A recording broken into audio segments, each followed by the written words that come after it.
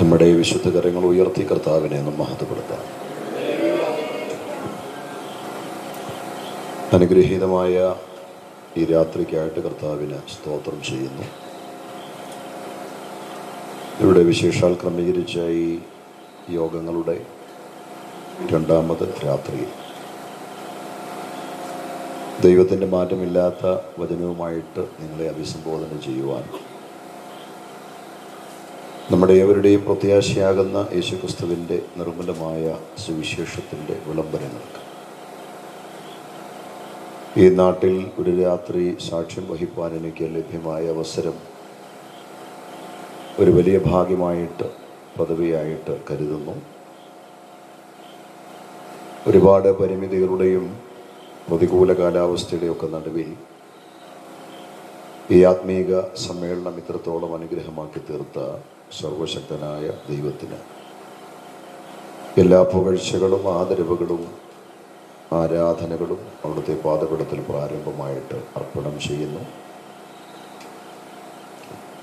ഈ യോഗത്തിൻ്റെ പിന്നിൽ കർത്താവിൻ്റെ മഹത്വമുള്ള വേലയിൽ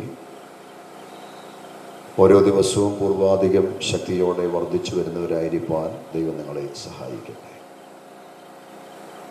ഇങ്ങനൊരു അവസരം ദൈവവചനത്തിൻ്റെ പ്രഭാഷണത്തിന് എനിക്ക് ഒരുക്കി തന്ന പ്രിയപ്പെട്ടവരോട് ഊഷ്മളമായ കൃതജ്ഞത ആരംഭമായിട്ട് ഹൃദയത്തിൻ്റെ ഭാഷയിൽ രേഖപ്പെടുത്തുന്നു. ഈ രാത്രിയിൽ ഈ അനുഗ്രഹിക്കപ്പെട്ട യോഗത്തിൻ്റെ ആദരണീയനായ അധ്യക്ഷൻ, സദസ്സിലും വേദിയിലും ഉപവിഷ്ടരായിരിക്കുന്ന ഏറെ ബഹുമാന്യരായ എൻ്റെ സഹപ്രവർത്തകരെ, നല്ല ഗാനങ്ങളിലൂടെ ആരാധനയിൽ നമുക്ക് പ്രോത്സാഹനം നൽകുന്ന അനുഗ്രഹീതരായ ഗായക സംഘം, വിവിധ സ്ഥലത്തു നിന്നും ദൈവവചനത്തിൻ്റെ കേൾവിക്ക് ഇന്ന് രാത്രിയിൽ ഇവിടെ സന്നിഹിതരായിട്ടുള്ള ബഹുമാന്യരായ സദസ്സ്, ഈ ശബ്ദവാഹിനിയുടെ ശ്രവണ പരിധിയിൽ വീടുകൾക്കകത്തും പുറത്തും ഒക്കെ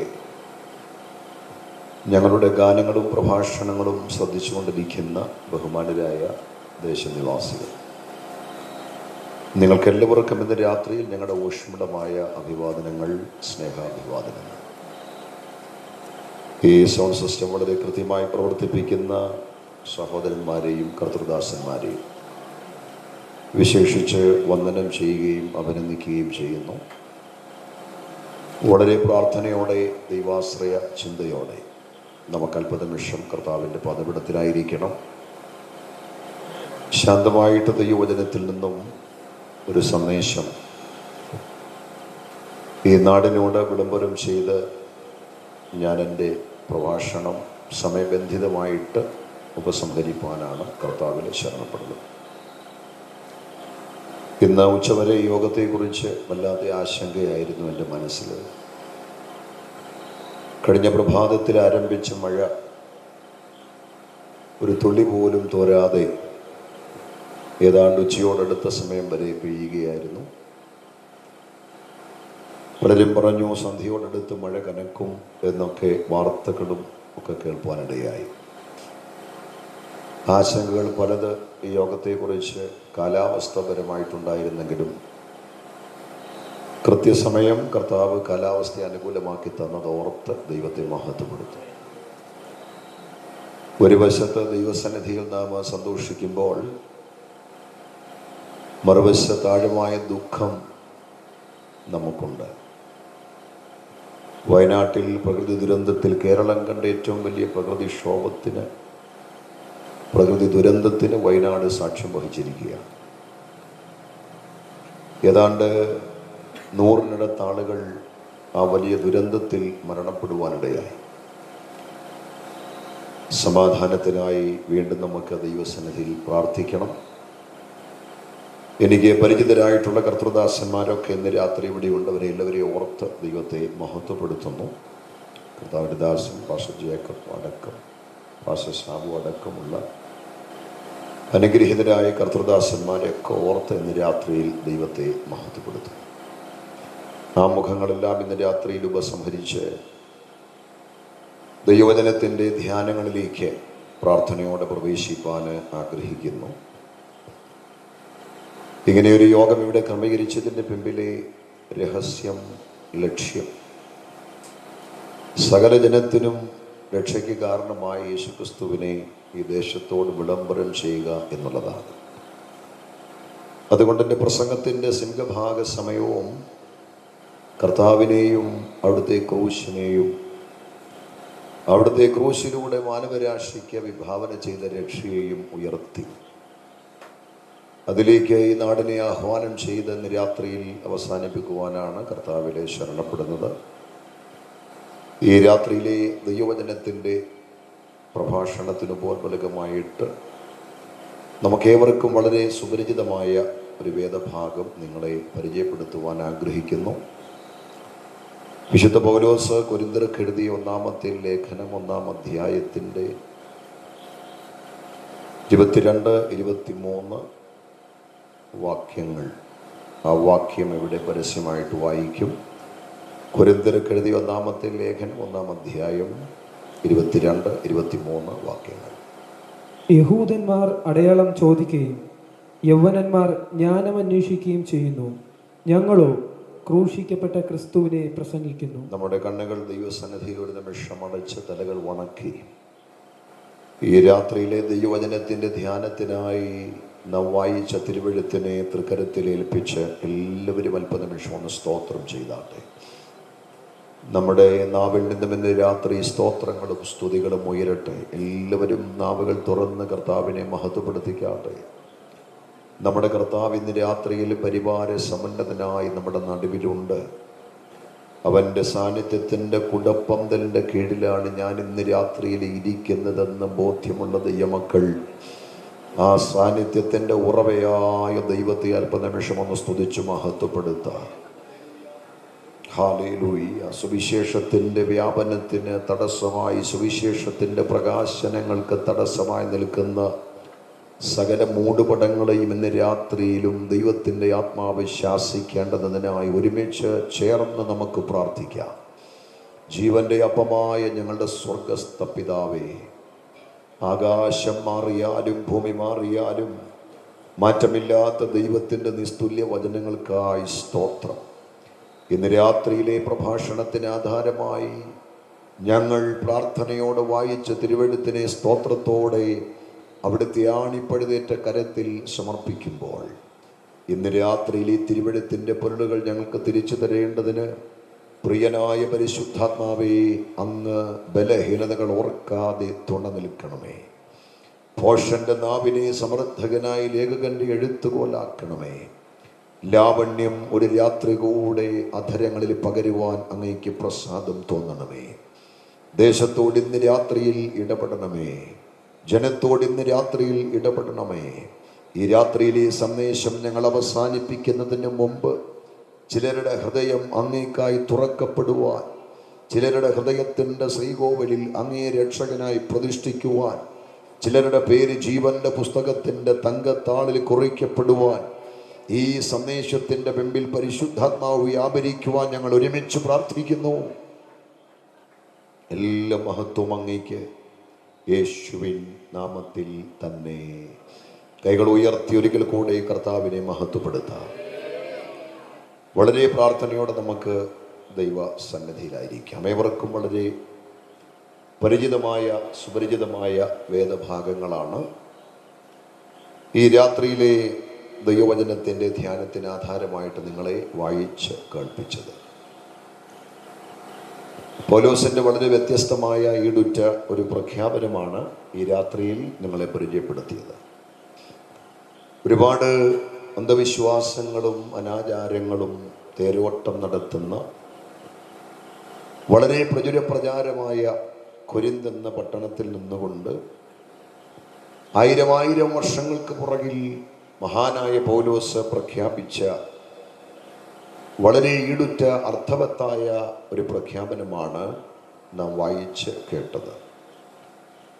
യഹൂദന്മാർ അടയാളം അന്വേഷിക്കുന്നു, യഹൂദന്മാർ ജ്ഞാനം അന്വേഷിക്കുന്നു, ഞങ്ങളോ ക്രൂശിക്കപ്പെട്ട ക്രിസ്തുവിനെ പ്രസംഗിക്കുന്നു. യഹൂദന്മാർക്ക് അടയാളം അന്വേഷിക്കുവാനുള്ളപ്പോൾ യവനന്മാർക്ക് ജ്ഞാനം അന്വേഷിപ്പാനുള്ളപ്പോൾ പൗലോസ് പറയുന്നു, എനിക്ക് പ്രസംഗിക്കുവാൻ ഒരേ ഒരാളേ ഉള്ളൂ, അത് ക്രൂശിക്കപ്പെട്ട ക്രിസ്തു മാത്രമാണ്. ഈ യോഗ പരമ്പരയുടെ രണ്ടാമത്തെ രാത്രിയിൽ സന്നിഹിതരായ നിങ്ങളോട്, ഈ നാടിനോട് എനിക്കും പ്രസംഗിക്കുവാൻ ഒരേ ഒരു വിഷയം, ഒരേ ഒരു പ്രമേയം, അത് ക്രൂശിക്കപ്പെട്ട ക്രിസ്തു മാത്രമാണ്. അവ ഇന്ന് രാത്രിയിൽ എൻ്റെ സന്ദേശത്തിന് നിങ്ങളുടെ മൗനാനുവാദത്തോടെ ഒരു തലക്കെട്ട് ഞാൻ കൊടുക്കുകയാണ്: ക്രൂശിക്കപ്പെട്ടവനായ ക്രിസ്തു. ഇന്ന് രാത്രി ആചാരങ്ങളെക്കുറിച്ചല്ല, അനുഷ്ഠാനങ്ങളെക്കുറിച്ചല്ല, കർമ്മകാണ്ഡങ്ങളെക്കുറിച്ചല്ല, മതങ്ങളെക്കുറിച്ചോ ഇസങ്ങളെക്കുറിച്ചോ മറ്റ് പ്രത്യയശാസ്ത്രങ്ങളെക്കുറിച്ചോ ഒന്നുമല്ല. ഈ രാത്രി നാം ഈ നാടിനോട് പ്രസംഗിക്കുന്നത് ഒരേ ഒരു വിഷയമാണ്: ക്രൂശിക്കപ്പെട്ടവനായ ക്രിസ്തു. ഇന്ന് ലോക ചരിത്രത്തിൽ ഏറ്റവും അധികം ഭാഷകളിൽ, ഏറ്റവും അധികം മാധ്യമങ്ങളിൽ, ഏറ്റവും അധികം പ്രഭാഷകരാൽ പ്രസംഗിക്കപ്പെട്ടുകൊണ്ടിരിക്കുന്ന കിടയറ്റൊരു വിഷയമാണ് ക്രൂശിക്കപ്പെട്ടവനായ ക്രിസ്തു. ഇന്ന് ഈ യോഗം ഇവിടെ നടക്കുമ്പോൾ ലോകത്തിൻ്റെ എത്രയോ ഇടങ്ങളിൽ ഇത്തരത്തിലുള്ള കൂട്ടായ്മകൾ, യോഗങ്ങൾ നടക്കുന്നുണ്ട്. അവിടെയെല്ലാം ആത്മനിറവോടെ, ആവേശത്തോടെ ആദരണീയരായ കർത്തൃദാസന്മാർ പ്രസംഗിക്കുന്ന ഏക വിഷയമാണ് ക്രൂശിക്കപ്പെട്ടവനായ ക്രിസ്തു. ഞാൻ ഓർപ്പിച്ചു, ഒരുപാട് മഹാന്മാരും മഹാഗുരുക്കന്മാരും മഹാസമ്രാട്ടുക്കളുമൊക്കെ ഇവിടെ വന്നിട്ടുണ്ട്, വാണിട്ടുണ്ട്, പോയിട്ടുണ്ട്. അവിടെല്ലാം ഭൂതകാല ഗർത്തങ്ങളിലേക്ക് മറഞ്ഞു. അവരുടെ പിന്നണികളെല്ലാം വർത്തമാന കാലത്തിൻ്റെ പടവുകൾ ചവിട്ടിയിറങ്ങി അപ്രത്യക്ഷമായിക്കൊണ്ടിരിക്കുക. എന്നാൽ ലോകം കണ്ടതിൽ, ലോക ചരിത്രത്തിൽ ഇന്ന് ഏറ്റവും അധികമായി അവരുടെ എല്ലാ കോണുകളിലും പ്രസംഗിക്കപ്പെട്ടുകൊണ്ടിരിക്കുന്ന കരുത്തേറിയ വിഷയമാണ്, പ്രിയപ്പെട്ടവരെ, ക്രൂശിക്കപ്പെട്ടവനായ ക്രിസ്തു. എന്തുകൊണ്ടാണ് ഞങ്ങൾ ലോകത്തോട് ക്രൂശിക്കപ്പെട്ട ക്രിസ്തുവിനെ പ്രസംഗിക്കുന്നത്? എനിക്കുണ്ടായ ഒരു അനുഭവം ഞാൻ ചുരുക്കമായിട്ട് ഒന്ന് പറയാം. ഒരു 10 വർഷങ്ങൾക്ക് പുറകിൽ മലയാളക്കരയിലെ തിരക്കുള്ള ഒരു പട്ടണത്തിൽ ഒരു നട്ടുച്ച നേരത്ത് ഒരു പരസ്യയോഗത്തിൽ 1 മണിക്കൂറിലധികം ഞാൻ പ്രസംഗിച്ചു. പ്രഭാഷണം അവസാനിപ്പിച്ച് മൈക്ക് സംഘാടകന്റെ കരത്തിൽ കൊടുത്ത് വെള്ളം കുടിക്കാൻ എൻ്റെ വാഹനത്തിനടുത്തേക്ക് ഞാൻ നടന്നു പോകുമ്പോൾ ആരോഗ്യദൃഢകായനായൊരു ചെറുപ്പക്കാരൻ എൻ്റെ പുറത്ത് തട്ടി വിളിച്ചു. എന്നിട്ട് അദ്ദേഹം എന്നോട് 3 ചോദ്യങ്ങൾ ചോദിച്ചു. ആ 3 ചോദ്യം എൻ്റെ ചങ്കിൽ ചാട്ടുളി പോലെ തുളച്ചു കയറി. 3ാമത്തെ ചോദ്യം എന്നെ ആവേശത്തിലാക്കി. ചോദ്യം 1, നാണമില്ലയോ ഇയാൾക്ക്? ചോദ്യം 2, ആരോഗ്യമുള്ള പ്രായം, കഴിവുള്ള പ്രായം, വല്ല പണിക്ക് പോയിക്കൂടെ? ചോദ്യം 3, അല്ല, നിങ്ങൾ എന്തുകൊണ്ട് എല്ലായിടങ്ങളിലും ഈ മൈക്ക് വെച്ച് കെട്ടി ഈ യേശുവിനെ മാത്രം പ്രസംഗിക്കുന്നു? നാടിന് നന്മ ചെയ്ത എത്രയോ ആളുകളുണ്ട്, നാടിന് വികസനങ്ങൾ വരുത്തി എത്രയോ ആളുകൾ ചരിത്രത്തിലുണ്ട്. അവരെക്കുറിച്ചൊന്നും നിങ്ങൾ പറയാതെ എന്തുകൊണ്ട് യേശുവിനെ മാത്രം പ്രസംഗിക്കുന്നു? നട്ടുച്ച നേരത്ത് എന്നേക്കാൾ ആരോഗ്യവാനായ ചെറുപ്പക്കാരൻ എൻ്റെ മുഖത്ത് നോക്കി ചോദിച്ച ആ ചോദ്യത്തിന് മറുപടി പറയാൻ അപ്പോഴത്തെ സാഹചര്യം എന്നെ അനുവദിച്ചില്ല. അഥവാ മറുപടി പറഞ്ഞാൽ അതൊരു സംഘർഷമായി മാറും. ഉച്ചനേരത്ത് ആ ചെറുപ്പക്കാരൻ എന്നോട് ചോദിച്ച ചോദ്യത്തിന് ഉത്തരം പറയാൻ എൻ്റെ സാഹചര്യം എന്നെ അനുവദിച്ചില്ല എങ്കിലും ആ ചോദ്യം എൻ്റെ മസ്തിഷ്കത്തെ വലച്ചു. ആ ചോദ്യം എൻ്റെ ഹൃദയത്തെ വല്ലാതെ പിടിച്ചു കുലുക്കി. ആ ചോദ്യം എന്നിൽ ഉളവാക്കിയ ആവേശം വിശദീകരണങ്ങൾക്കപ്പുറമാണ്. ആ ചോദ്യം എൻ്റെ പ്രാർത്ഥനാ മുറിയിൽ എന്നെ കൊണ്ടെത്തിച്ചു. ആ ചോദ്യം എൻ്റെ പ്രസംഗത്തിനും പ്രത്യാശയ്ക്കും സർവോപരി വിശ്വാസത്തിനും ആധാരമായ വേദപുസ്തകത്തിൻ്റെ മുമ്പിൽ മണിക്കൂറുകൾ എന്നെ പിടിച്ചിരുത്തി. ആ ചോദ്യത്തിൽ ഉൾക്കൊണ്ട ആവേശമാണ് ക്രൂശിക്കപ്പെട്ടവനായ ക്രിസ്തു എന്ന ഗംഭീരമായ വിഷയത്തിലേക്ക് എന്നെ കരം പിടിച്ച് നടത്തിയത്. എന്തുകൊണ്ട് ഞങ്ങൾ ക്രൂശിക്കപ്പെട്ട ക്രിസ്തുവിനെ മാത്രം പ്രസംഗിക്കുന്നു? ഞങ്ങൾക്ക് പ്രഭാഷണത്തിൽ ലഭിക്കുന്ന വേദികൾ കല്യാണമാണെങ്കിലും മരണമാണെങ്കിലും കൺവെൻഷനാണെങ്കിലും 4 ആൾ കൂടുന്ന കവലയാണെങ്കിലും മറ്റുള്ളതെല്ലാം മാറ്റിവെച്ച് എന്തുകൊണ്ട് ഞങ്ങൾ ക്രൂശിക്കപ്പെട്ട ക്രിസ്തുവിനെ മാത്രം പ്രസംഗിക്കുന്നു എന്ന് ചിന്തിക്കുന്ന ചോദിക്കുന്ന ആരെങ്കിലും ഈ ശബ്ദസീമയിൽ ഞങ്ങളെ ശ്രമിക്കുന്നുവെങ്കിൽ, ഞങ്ങൾ ക്രൂശിക്കപ്പെട്ട ക്രിസ്തുവിനെ മാത്രം ലോകത്തോട് പ്രസംഗിക്കുന്നതിൻ്റെ പിമ്പിലെ 1, 2, 3 കാരണങ്ങൾ ചുവടെ ചേർത്ത് ഞാൻ എൻ്റെ വിഷയത്തിൻ്റെ ഗൗരവമായ ഭാഗത്തേക്ക് വരാം. എന്തുകൊണ്ട് ഞങ്ങൾ ക്രൂശിക്കപ്പെട്ട ക്രിസ്തുവിനെ പ്രസംഗിക്കുന്നു? കാരണം 1, ക്രിസ്തുവിൻ്റെ കഷ്ടാനുഭവങ്ങളെ കുറിച്ചുള്ള എല്ലാ തിരുവെഴുത്തുകളും അവിടുത്തെ ക്രൂശ് മരണത്തിലൂടെ നിവർത്തിയായി. എന്തുകൊണ്ട് ഞങ്ങൾ ക്രൂശിക്കപ്പെട്ട ക്രിസ്തുവിനെ പ്രസംഗിക്കുന്നു? കാരണം 2, സാത്താൻ സമ്പൂർണമായി അവിടുത്തെ ക്രൂശ് മരണത്തിലൂടെ പരാജയപ്പെട്ടു. എന്തുകൊണ്ട് ഞങ്ങൾ ക്രൂശിക്കപ്പെട്ട ക്രിസ്തുവിനെ പ്രസംഗിക്കുന്നു? കാരണം 3, യഹൂദനും പുറംജാതിക്കും ഇടയിലുള്ള വേർപാടിന്റെ നടുച്ചുവര് അവിടുത്തെ ക്രൂശ് മരണത്തിലൂടെ അവിടുന്ന് ഇടിച്ചു കളഞ്ഞു. എന്തുകൊണ്ട് ഞങ്ങൾ ക്രൂശിക്കപ്പെട്ട ക്രിസ്തുവിനെ പ്രസംഗിക്കുന്നു? കാരണം 4, പിതാവിങ്കലേക്ക് അവിടുത്തെ ക്രൂശ് മരണത്തിലൂടെ ധാരാളമായി നമുക്ക് പ്രവേശനം ലഭിച്ചു. എന്തുകൊണ്ട് ഞങ്ങൾ ക്രൂശിക്കപ്പെട്ട ക്രിസ്തുവിനെ പ്രസംഗിക്കുന്നു? കാരണം 5, മരണത്തിന്റെ കർത്തൃത്വം അവിടുത്തെ ക്രൂശ് മരണത്തിലൂടെ എന്നേക്കുമായി അവസാനിപ്പിച്ചു. എന്തുകൊണ്ട് ഞങ്ങൾ ക്രൂശിക്കപ്പെട്ട ക്രിസ്തുവിനെ പ്രസംഗിക്കുന്നു? കാരണം 6, അവിടുത്തെ ക്രൂശ് മരണത്തിലൂടെ മരണത്തിന്റെ മഹാഭീതി എന്നേക്കുമായി മാറിപ്പോയി. എന്തുകൊണ്ട് ഞങ്ങൾ ക്രൂശിക്കപ്പെട്ട ക്രിസ്തുവിനെ പ്രസംഗിക്കുന്നു? കാരണം 7, അവിടുത്തെ ക്രൂശ് മരണത്താൽ യേശു ക്രിസ്തു ബലഹീനനായില്ല, തകർന്നവനായില്ല, തികഞ്ഞവനായി മാറി. എന്തുകൊണ്ട് ഞങ്ങൾ ക്രൂശിക്കപ്പെട്ട ക്രിസ്തുവിനെ പ്രസംഗിക്കുന്നു? കാരണം 7, അവിടുത്തെ ക്രൂശിലെ മരണത്തിലൂടെ സകല പാപത്തിനും ശാശ്വതമായ പരിഹാരം അവിടുന്ന് വരുത്തി. എന്തുകൊണ്ട് ഞങ്ങൾ ക്രൂശിക്കപ്പെട്ട ക്രിസ്തുവിനെ പ്രസംഗിക്കുന്നു? കാരണം 9, മനുഷ്യനും ദൈവവും തമ്മിൽ അവിടുത്തെ ക്രൂശ് മരണത്തിലൂടെ ശാശ്വതമായ നിരപ്പ് വരുത്തി. എന്തുകൊണ്ട് ഞങ്ങൾ ക്രൂശിക്കപ്പെട്ട ക്രിസ്തുവിനെ പ്രസംഗിക്കുന്നു? കാരണം 10, എല്ലാ മനുഷ്യർക്കും വേണ്ടിയുള്ള മരണശിക്ഷ യേശു ക്രിസ്തു തന്റെ ക്രൂശിലെ മരണത്തിലൂടെ അനുഭവിച്ചു. എന്തുകൊണ്ട് ഞങ്ങൾ അവനെ പ്രസംഗിക്കുന്നു? കാരണം 11, മനുഷ്യവർഗത്തെ അവിടുത്തെ ക്രൂശ് മരണത്തിലൂടെ അവിടുന്ന് വിലയ്ക്ക് വാങ്ങി നിത്യമായി വിടുവിച്ചു. എന്തുകൊണ്ട് ഞങ്ങൾ അവനെ പ്രസംഗിക്കുന്നു? അവിടുത്തെ ക്രൂശ് മരണത്തിലൂടെ മഹാദൈവത്തിന്റെ നീതി എന്നേക്കുമായി നിറവേറപ്പെട്ടു. എന്തുകൊണ്ട് ഞങ്ങൾ അവനെ പ്രസംഗിക്കുന്നു? കാരണം 13, പഴയ പ്രമാണം മായിച്ചു കളയുകയും പുതിയ നിയമത്തെ അവിടുത്തെ ക്രൂശ് മരണത്തിലൂടെ അവിടുന്ന് ശാശ്വതമായി ഉറപ്പിച്ചു. എന്തുകൊണ്ട് ഞങ്ങൾ ക്രൂശിക്കപ്പെട്ട ക്രിസ്തുവിനെ പ്രസംഗിക്കുന്നു? അവിടുന്ന് സൗഖ്യദായകൻ, അവിടുന്ന് സമാധാനദായകൻ, അവിടുന്ന് ശാപമോക്ഷകൻ, അവിടുന്ന് പാപപരിഹാരകൻ, അവിടുന്ന് ഏകരക്ഷകൻ. ഒന്നുകൂടെ പറഞ്ഞാൽ, ഈ ലോകത്തിലെ സകല മഹാന്മാരും മരണം കൊണ്ട് എന്നേക്കുമായി അസ്തമിച്ചപ്പോൾ പ്രപഞ്ചത്തിന്റെ എണ്ണമറ്റ ഭാഗങ്ങളിൽ പ്രപഞ്ചത്തെ സ്വാധീനിച്ച മഹാന്മാരുടെ മഹാസാമ്രാട്ടക്കട കല്ലറകൾ ഇന്ന് രാത്രിയിലും പായൽ മൂടി നിശബ്ദമായി അടഞ്ഞു കിടക്കുമ്പോൾ, മരിച്ചുവെങ്കിലും കല്ലറയിൽ അടക്കപ്പെട്ടുവെങ്കിലും മരണത്തെ ജയിച്ച് ഉയർത്തെഴുന്നേറ്റ് എന്നും ജീവിക്കുന്ന ഒരേ ഒരു വ്യക്തി പ്രഭാവമേ ഉള്ളൂ. അത് ഞങ്ങൾ പ്രസംഗിക്കുന്ന ക്രൂശിക്കപ്പെട്ട ക്രിസ്തുവാണ്. ഒന്നുകൂടെ തെളിച്ചു പറഞ്ഞാൽ, മറ്റൊരുത്തരിലും രക്ഷയില്ല. മനുകുലം രക്ഷിക്കപ്പെടുവാൻ ആകാശത്തിന്റെ കീഴിൽ മനുഷ്യരുടെ ഇടയിൽ ഒരേ ഒരു നാമം മാത്രം, അത് യേശു ക്രിസ്തുവിന്റെ നാമം മാത്രം. അതുകൊണ്ട് ഞങ്ങൾ ലോകത്തോട് ക്രൂശിക്കപ്പെട്ട ക്രിസ്തുവിനെ പ്രസംഗിക്കുന്നു.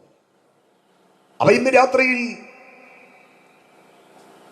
ക്രൂശിക്കപ്പെട്ട ക്രിസ്തു എന്ന വേദപുസ്തകത്തിൽ ഏറ്റവും ഗൗരവമേറിയ ആഴമേറിയ ഒരു വിഷയം ഞാനിവിടെ അവതരിപ്പിക്കുമ്പോൾ, വിളംബരം ചെയ്യുമ്പോൾ, അതിനകത്ത് നിന്ന് 2 കാര്യങ്ങളാണ് എനിക്ക് ഇന്ന് രാത്രിയിൽ 1, 2 എന്ന ക്രമത്തിൽ പ്രധാനമായിട്ട് ഓർപ്പിക്കാനുള്ളത്. 1, എന്താണ് ക്രൂശ് മരണം? 2, എന്തിനാണ് കർത്താവായ യേശു ക്രിസ്തുവിനെ ക്രൂശിച്ചത്? ഈ രണ്ട് കാര്യം ഞാൻ ഓർപ്പിച്ചെങ്കിൽ മാത്രമേ ക്രൂശിക്കപ്പെട്ട ക്രിസ്തു എന്ന വിഷയം അതിൻ്റെ നിലയിൽ എനിക്ക് പൂർത്തീകരിക്കുവാൻ പറ്റത്തുള്ളൂ. ഒന്ന്, എന്താണ് ക്രൂശ് മരണം? രണ്ട്, എന്തിനാണ് കർത്താവായ യേശു ക്രിസ്തുവിനെ ക്രൂശിച്ചത്? അപ്പൊ ക്രൂശിക്കപ്പെട്ട ക്രിസ്തു എന്ന ഗൗരവമേറിയ വിഷയത്തിൽ നിന്നുകൊണ്ട് നാം മനസ്സിലാക്കേണ്ടിയ, നാം വിളംബരം ചെയ്യേണ്ടിയ രണ്ട് ആഴമായ യാഥാർത്ഥ്യമാണ്. എന്താണ് ക്രൂശ് മരണം? എന്തിന് യേശു ക്രിസ്തുവിനെ ക്രൂശിച്ചു?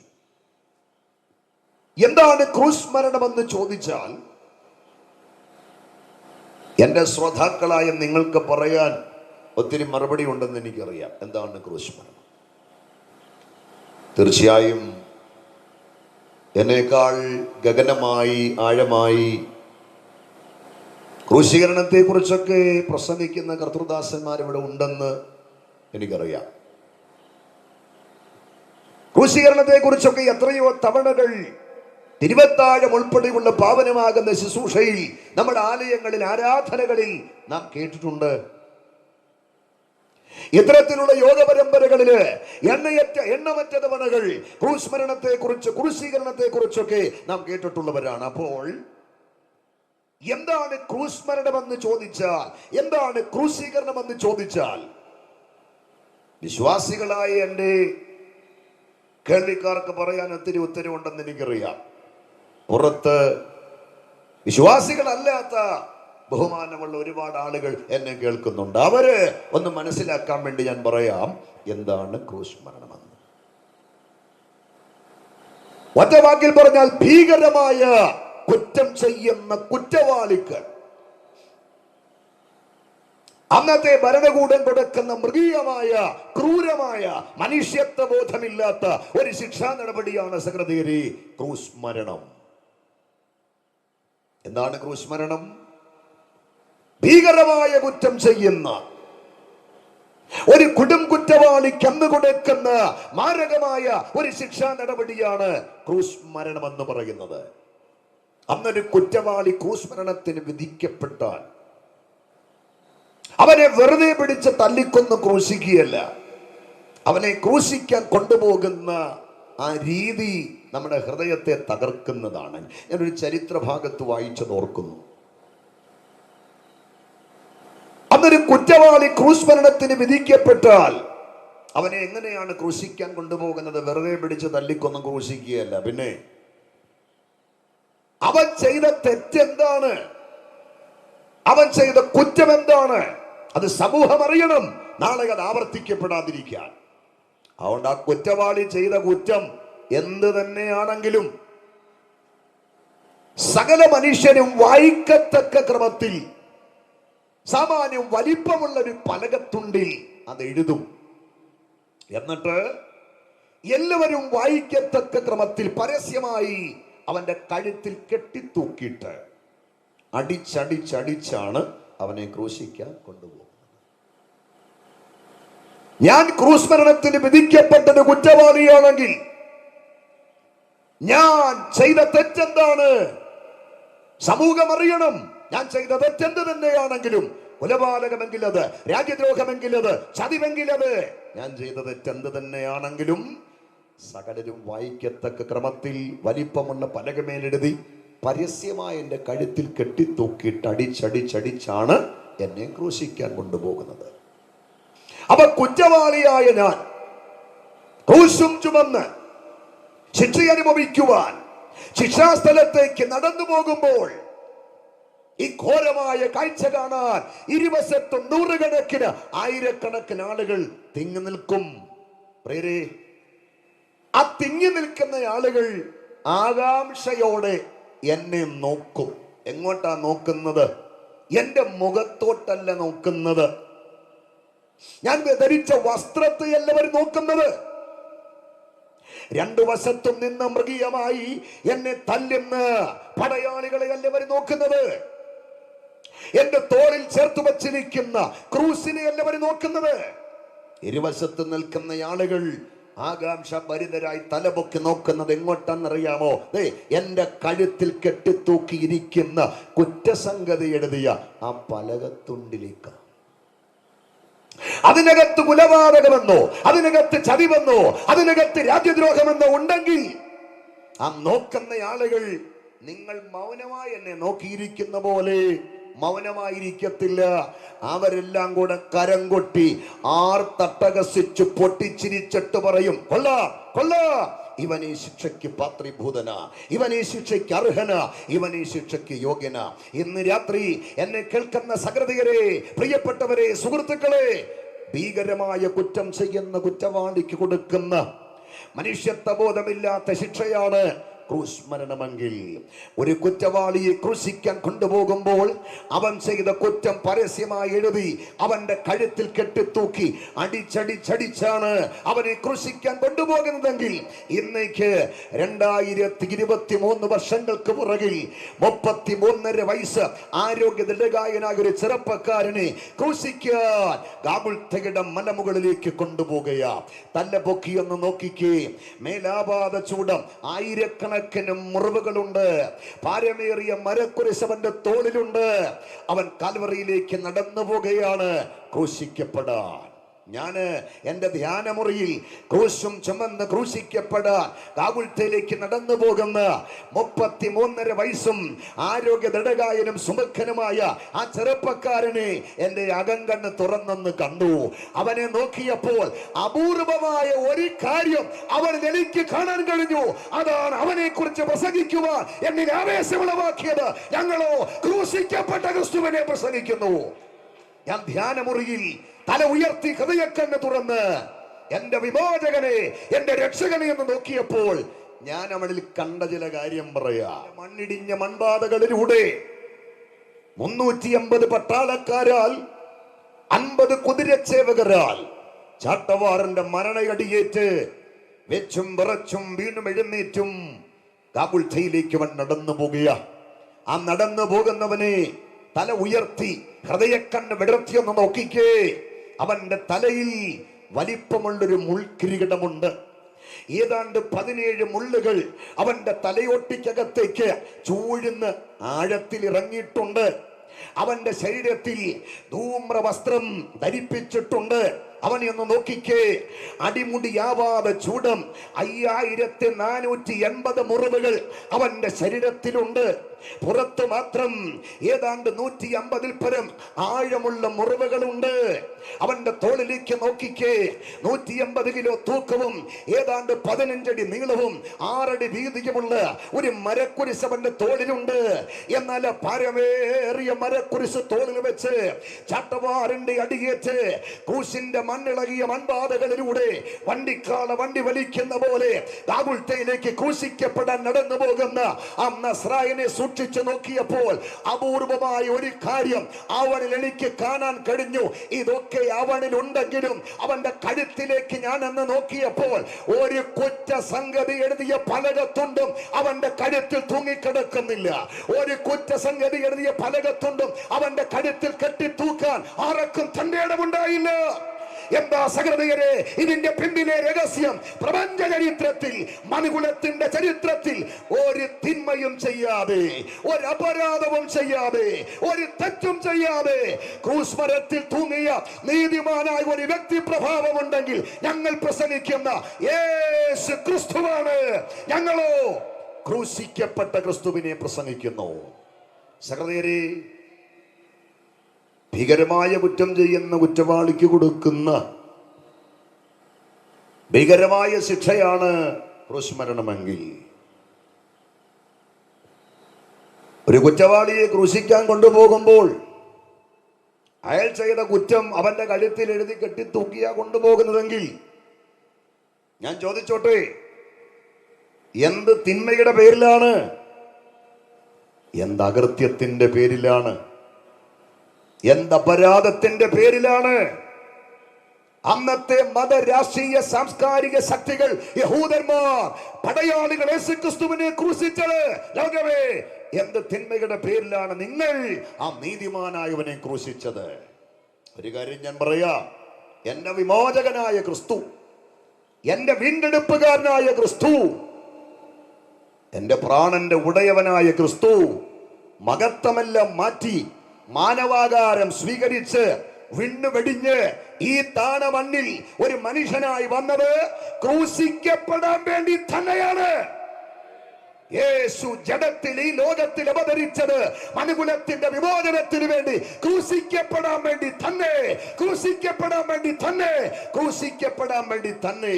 അതവിടെ നിൽക്കട്ടെ. എങ്കിലും ഭീകരകുറ്റം ചെയ്യുന്ന കുറ്റവാളിക്ക് കൊടുക്കുന്ന ശിക്ഷയാണ് ക്രൂശ്. എന്ത് തിന്മയുടെ പേരിലാണ് ഇന്നത്തെ സമൂഹം യേശുവിനെ ക്രൂശിച്ചത്? ചിന്തിച്ചിട്ടുണ്ടോ? എന്ത് തെറ്റിന്റെ പേരില്ല?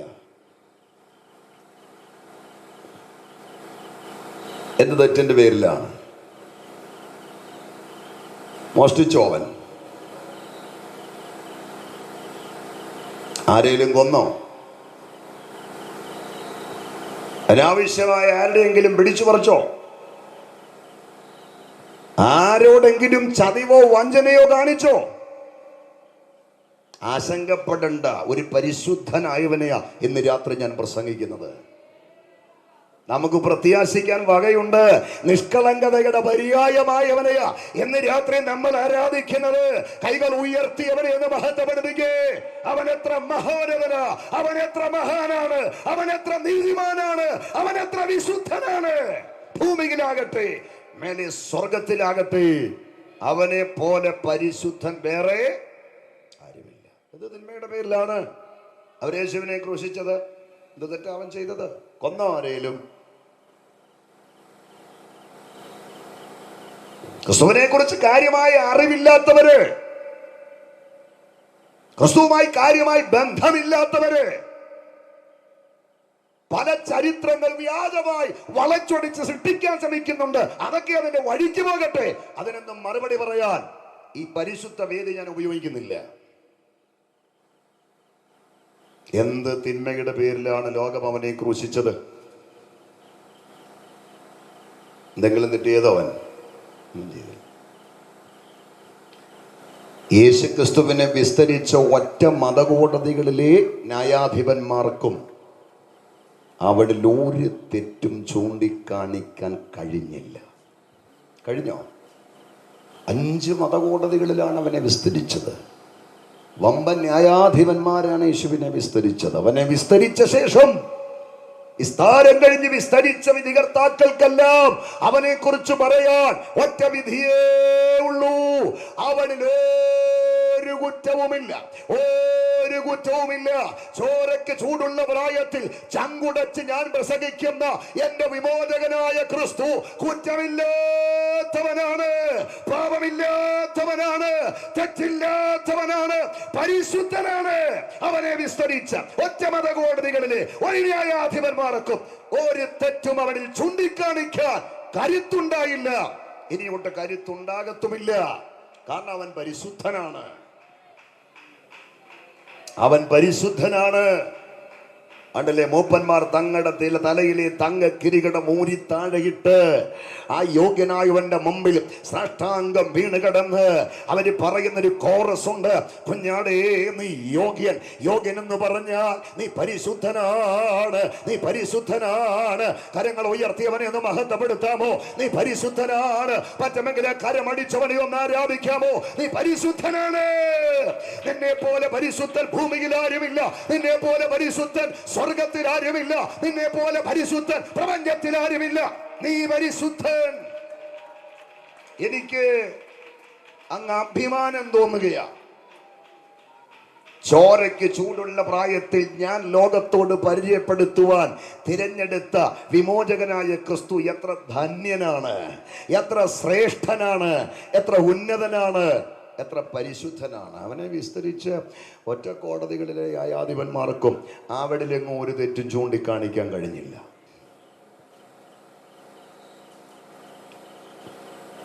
പീലാത്തോസ് യേശുക്രിസ്തുവിനെ കുറിച്ച് പറഞ്ഞ എന്നാണെന്നറിയാമോ? അത് പറയുന്നതിന് മുമ്പ് പീലാത്തോസ് അവസാനമായി യേശുക്രിസ്തുവിനെ വിസ്തരിച്ചുകൊണ്ടിരിക്കുമ്പോൾ ഒരു പടയാളി പീലാത്തോസിന്റെ കയ്യിൽ കൊണ്ടൊരു കത്ത് കൊടുത്തെന്നാണ്. അയാൾ വിസ്താരവേളയിൽ ആ കത്ത് നിവർത്തി വായിച്ചപ്പോൾ അത് മറ്റാരും എഴുതിയതല്ല, തൻ്റെ പ്രിയ പത്നി ഭാര്യ എഴുതിയ കത്ത. അതിനകത്ത് അവൾ എഴുതിയിരിക്കുന്നത്, കഴിഞ്ഞ രാത്രിയിൽ ഞാൻ ഉറങ്ങാൻ കിടന്നു, പക്ഷേ എനിക്ക് ഉറക്കം വന്നില്ല. കണ്ണടയ്ക്കുമ്പോൾ ആ നീതിമാനായ മനുഷ്യൻ്റെ മുഖം എൻ്റെ മുമ്പിൽ പ്രത്യക്ഷപ്പെടുകയാണ്. എനിക്ക് ഉറങ്ങാൻ കഴിഞ്ഞില്ല. അവൾ ആ കത്ത് കുത്തിട്ട് നിർത്തുമ്പോൾ ഇങ്ങനെ എഴുതി, അതുകൊണ്ട് നീ ആ നീതിമാനായ മനുഷ്യൻ്റെ കാര്യത്തിൽ ഇടപെടരുത്. ആ കത്ത് വായിച്ചിട്ടായിരിക്കാം അതടച്ചു മാറ്റിവെച്ച് പിലാത്തോസ് യേശുവിനെ ക്രൂശിക്കായെന്നിളകിയാർക്കുന്ന യഹൂദ സാഗരത്തോട് ക്രിസ്തുവിനെ ചൂണ്ടി ആ ദിഗന്ധങ്ങൾ നടുങ്ങുമാർ ഉറക്കെ പറഞ്ഞു, നിങ്ങൾ നിങ്ങൾ നിങ്ങൾ ക്രൂശിക്ക എന്ന് പറയുന്ന ഈ നീതിമാനായ മനുഷ്യനിൽ ഞാൻ ഒരു കുറ്റവും കാണുന്നില്ല. കൈകൾ ഉയർത്തിയവരെ ഒന്ന് മഹത്വപ്പെടുത്താമോ? ഓ, ഇത് യഹൂദനോട് മാത്രം പറഞ്ഞ വാക്കല്ല, അഖിലകോടി ജനത്തോടും എല്ലാ കോണ്ടിനെന്റുകളിലുമുള്ള സകല ഭാഷക്കാരോടുമുള്ള പീലാത്തോസിന്റെ ഉറച്ച പ്രഖ്യാപനമാ, നിങ്ങൾ ക്രൂശിക്ക എന്ന് പറയുന്ന ഈ നീതിമാനായ മനുഷ്യനിൽ ഒരു കുറ്റവും ഞാൻ കാണുന്നില്ല. പീലാത്തോസിന്റെ ഭാര്യ അവനെ കുറിച്ച് പറഞ്ഞത്, നീതിമാനാണവൻ. പീലാത്തോസ് അവനെ കുറിച്ച് പറഞ്ഞത്, നീതിമാൻ മാത്രമല്ല, കുറ്റമില്ലാത്തവനാണ്.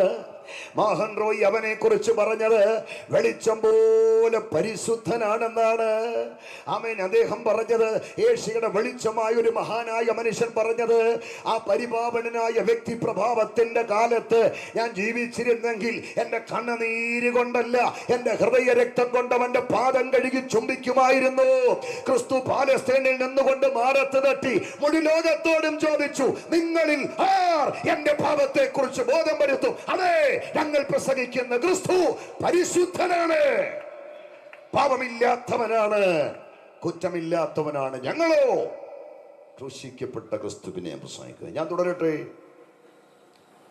ഇവിടെ ഭീകരമായ കുറ്റം ചെയ്യുന്ന കുറ്റവാളിക്ക് കൊടുക്കുന്ന മനുഷ്യത്വബോധമില്ലാത്ത ശിക്ഷയാണ് ക്രൂശ് മരണമെങ്കിൽ, എന്ത് തിന്മയുടെ പേരിലാണ് അവർ യേശുക്രിസ്തുവിനെ ക്രൂശിച്ചത്? പറയാം, തിന്മയൊന്നും ഇല്ലായിരുന്നു കേട്ടോ. അവൻ ചെയ്ത ഒരു കുറ്റത്തെക്കുറിച്ച് അവർക്ക് പറയാനില്ല. എന്താ ചെയ്ത കുറ്റം? കുഷ്ഠരോഗിയെ ശുദ്ധമാക്കിയതാണോ? തളർവാദ രോഗിയെ നടത്തുമാറാക്കിയതാണോ? അടഞ്ഞുപോയ കാതുള്ളവനും അടഞ്ഞുപോയ കണ്ണുള്ളവനും കാഴ്ചയും കേൾവിയും കൊടുത്തതാണോ? വിധവയുടെ മരിച്ചുപോയ മകനെ മരണത്തിൽ നിന്ന് മടക്കി അമ്മയ്ക്ക് കൊടുത്തതാണോ? ഒരു കുടുംബത്തിന്റെ അത്താണിയായി മരിച്ച് നാറ്റം വെച്ച ലാസറിനെ കല്ലറയുടെ വാതിൽ തുറന്ന് മരണത്തിലേക്ക് ജീവനിലേക്ക് തിരിച്ചു വരുത്തി ആ സഹോദരിമാർക്ക് കൊടുത്തതാണോ? അഞ്ചപ്പം കരത്തിലെടുത്ത് പ്രാർത്ഥിച്ച് ആയിരങ്ങളുടെ വിശപ്പ് ശമിപ്പിച്ചതാണോ? സമൂഹത്തിന്റെ നാനാതുറയിൽ അടംപതിപ്പിക്കപ്പെട്ട് കിടന്ന എലവിഭാഗത്തെ പണിത് പക്വമാക്കി മാനവികയുടെ തട്ടകത്തിൽ എത്തിച്ചതാണോ? എന്ത് തിന്മയാണ് യേശുക്രിസ്തു ചെയ്തത്? ഒരു തെറ്റും ചെയ്തില്ല. പിന്നെ ഒരു തെറ്റും ചെയ്യാതിരിക്കെ അവനെ ക്രൂശിക്കാൻ യഹൂദന്മാർ കെട്ടിച്ചമച്ച രണ്ട് കാരണം ഒന്ന് കേട്ടോണം. അത് പറയുമ്പോൾ എൻ്റെ സമയവും തീരും, പ്രസംഗവും തീരും, നമുക്ക് സന്തോഷത്തോടെ പോകാം. സന്തോഷമുണ്ടോ? അത്ര കണ്ട സന്തോഷമൊന്നുമില്ല.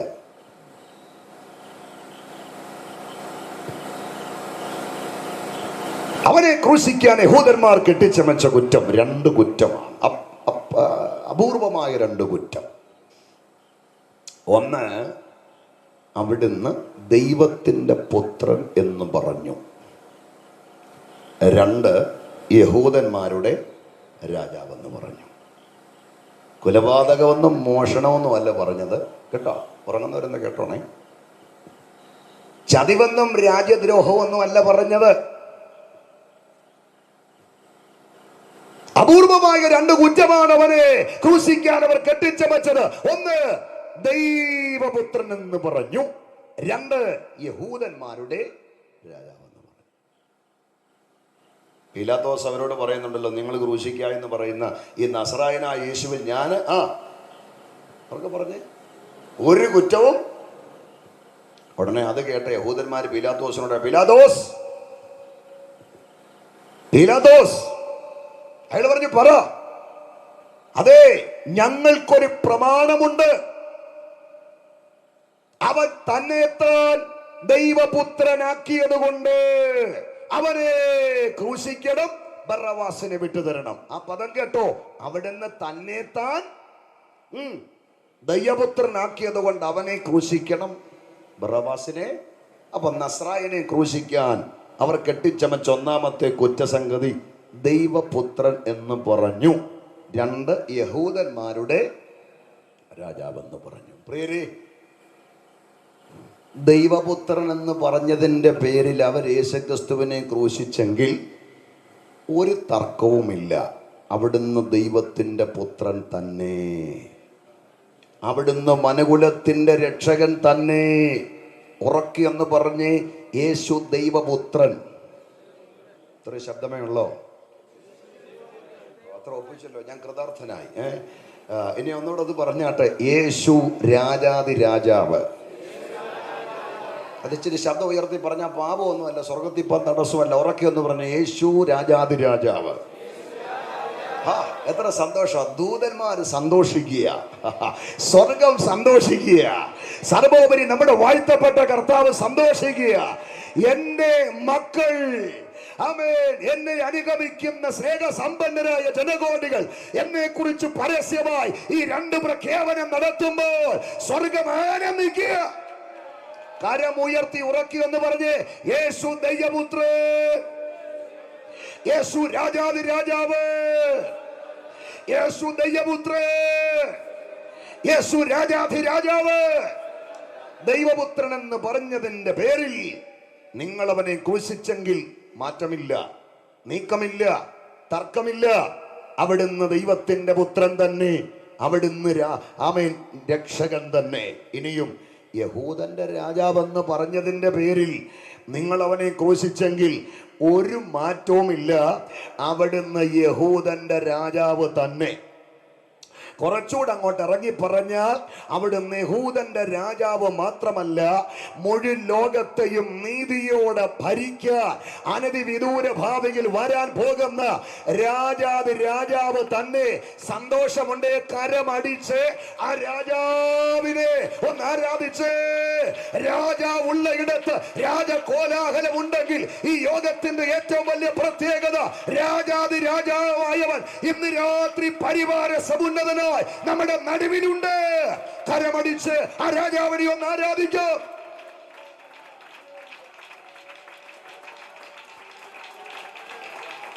അവിടുന്ന് യഹൂദന്മാരുടെ രാജാവ് മാത്രമല്ല, മുഴു ലോകത്തെയും നീതിയോടെ വാഴാനിരിക്കുന്ന രാജാതി രാജാവാ ഞങ്ങൾ പ്രസംഗിക്കുന്ന യേശു. നാട്ടുകാരെ, സഹൃദയരെ, സകല വാഴ്ചകൾക്കും നീക്കം വരാൻ പോകുക, സകല കർത്തൃത്വങ്ങളും അവസാനിക്കാൻ പോകുക, സകല മന്ത്രി കസേരകളും തെറിക്കാൻ പോകുക, സകല ഭരണക്രമങ്ങളും മാറാൻ പോകുക. ഇന്നലത്തെ രാജാധിപത്യ ഭരണം ചരിത്രമായതുപോലെ ഇന്നിന്റെ ഏകാധിപത്യ ഭരണം ചരിത്രമാകാൻ പോകുക. പുറകാലെ വരുന്ന ഏകാധിപത്യ ഭരണത്തെ ചരിത്രമാക്കിക്കൊണ്ട് ഈ ലോകത്തെ നീതിയോടെ ഭരിക്കാൻ ഒരു രാജാവ് വരും. അത് പുടിനല്ല, അത് ടോണി ബ്ലെയർ അല്ല, അത് ജോർജ് ബുഷ് അല്ല, അത് ബിൽ ക്ലിന്റൺ അല്ല. ഞങ്ങളുടെ ലോകത്തെ നീതിയോടെ ഭരിക്കാൻ ഒരു രാജാവ് വരും. അതാണ് ഞങ്ങൾ പ്രസംഗിക്കുന്ന ക്രൂശിക്കപ്പെട്ട ക്രിസ്തു. ഞങ്ങളോ ക്രൂശിക്കപ്പെട്ട ക്രിസ്തുവിനെ പ്രസംഗിക്കുന്നു. മുഴു ലോകത്തെയും അനീതിയോടെയല്ല, നീതിയോടെ വാഴ സമത്വ സുന്ദരമായ സമ്പൂർണ്ണ സുന്ദരമായ ഒരു മനോഹരമായ രാജ്യം ഇവിടെ സ്ഥാപിച്ച് നീതിയോടെ ഈ ലോകത്തെ ഭരിക്കാൻ ഒരു രാജാവ് വരും.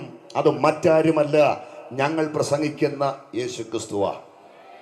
അവൻ രാജാവായി സ്ഥാപിക്കാൻ പോകുന്ന ഇളക്കമില്ലാത്ത നിത്യരാജ്യത്തിൽ ഞങ്ങൾ പ്രവേശനം ഉറപ്പാക്കി. ഈ ശബ്ദശ്രമിയിൽ കേൾക്കുന്ന സ്നേഹിത, നീ ആ രാജ്യത്തിൽ പ്രവേശനം ഉറപ്പാക്കണം. അതാണ് ഈ യോഗത്തിലൂടെ ഞങ്ങൾ ആഗ്രഹിക്കുന്നത്. കളവല്ല, ദൈവവചനത്തിന്റെ യാഥാർത്ഥ്യമാണ് ഞാൻ പറഞ്ഞത്. ആമേൻ.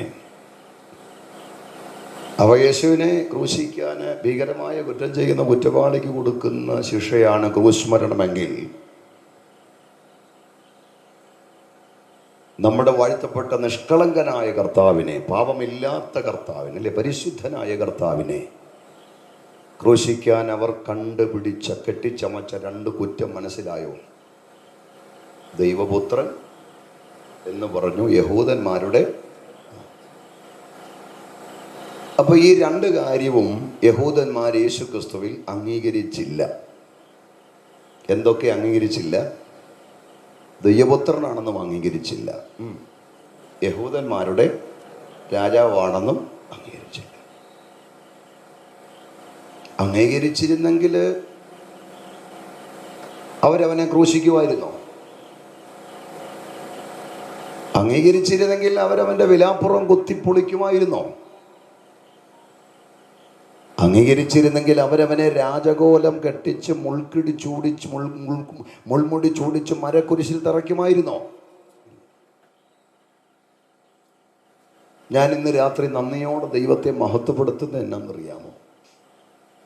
യേശുക്രിസ്തുവിൻ്റെ പുത്രത്വം, അവൻ്റെ രാജത്വം എന്ന ദർശനം പ്രാപിക്കാൻ കഴിയാതെ ആത്മീക തിമിരം ബാധിച്ചൊരു യഹൂദ തലമുറ നന്മയായവനെ രാജകോലം കെട്ടിച്ചു മരക്കുരിശിൽ തറച്ചു കളഞ്ഞപ്പോൾ ഇന്ന് രാത്രി പുറംപറമ്പിൽ കടന്നിരുന്ന ജാതികളായ നമ്മക്ക് അവനെ രാജാവെന്ന വെളിപ്പാടോടെ, അവനെ രക്ഷകനെന്ന വെളിപ്പാടോടെ, അവനെ വീണ്ടെടുപ്പുകാരൻ എന്ന വെളിപ്പാടോടെ പരസ്യമായി ആരാധിക്കുവാനും പരസ്യമായി ഉയർത്തുവാനും ലഭ്യമായ ഭാഗ്യം എത്ര ശ്രേഷ്ഠമാണ്!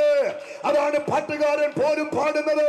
ദൂതർക്കും കൂടവകാശം ലഭ്യമാകാതെ ഉള്ള രക്ഷ ദൂതറിയിച്ചിടാൻ ഭാഗ്യം എനിക്ക്. നമ്മൾ എത്ര ധന്യരായില്ലേ! സ്തോത്രം. അപ്പൊ അവരവനെ ദൈവപുത്രനെന്ന് അംഗീകരിച്ചില്ല. എന്റെ കാരണം ഞാനെന്ന് പറയാം. യേശുവിനെ അവർ ദൈവപുത്രനെന്ന് അല്ലെങ്കിൽ മിശിഹായ എന്ന് അംഗീകരിക്കാൻ കഴിയാതെ എന്നതിന്റെ പിമ്പിലെ കാരണം മാർഗം കൊണ്ട് അവരവനെ അംഗീകരിച്ചില്ല, അല്ലെ? മിശിഹായായിട്ട് ദൈവപുത്രനായിട്ട് മാർഗം കൊണ്ട് അവരവനെ അംഗീകരിച്ചില്ല. രാജാവായിട്ട് അംഗീകരിക്കാൻ കഴിയാതെ പോയത് എന്നാണെന്നറിയാമോ? ജനനം കൊണ്ടും അവരവനെ രാജാവായി അംഗീകരിച്ചില്ല, മാർഗം കൊണ്ടും അംഗീകരിച്ചില്ല, ജനനം കൊണ്ടും. അപ്പൊ ഇന്ന് രാത്രി നമ്മൾ പ്രസംഗിക്കുന്ന ക്രൂശിക്കപ്പെട്ട ക്രിസ്തു ആരാന്നറിയാമോ? അവിടുന്ന് മാർഗം കൊണ്ടും വ്യത്യസ്തനാണ്, അവിടുന്ന് ജനനം കൊണ്ടും വ്യത്യസ്തനാണ്. ആമേൻ. സഹൃദയരെ, നാട്ടുകാരെ, ഞങ്ങൾ പ്രസംഗിക്കുന്ന യേശുക്രിസ്തു മാർഗം കൊണ്ടും വ്യത്യസ്തനാ, ജനനം കൊണ്ടും വ്യത്യസ്തനാ. എന്താ അവന്റെ മാർഗത്തിന്റെ പ്രത്യേകത പറയാൻ ഈ രാത്രിക്ക് നീളം പോരാ. എന്താ അവന്റെ ജനനത്തിന്റെ പ്രത്യേകത പറയാൻ ഈ രാത്രിക്ക് നീളം പോരാ.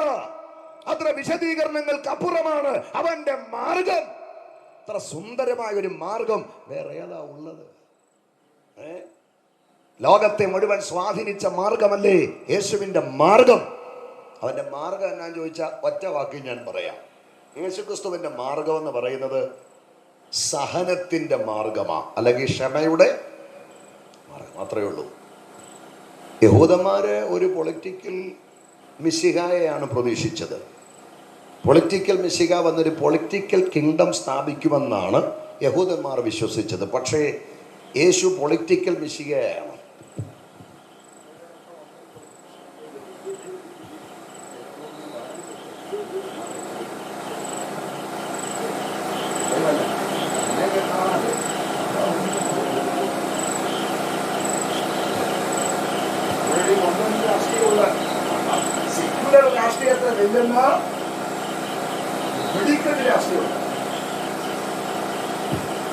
യേശുക്രിസ്തു പൊളിറ്റിക്കൽ മിശിഹയല്ല, രാഷ്ട്രീയ മിശിഹയല്ല.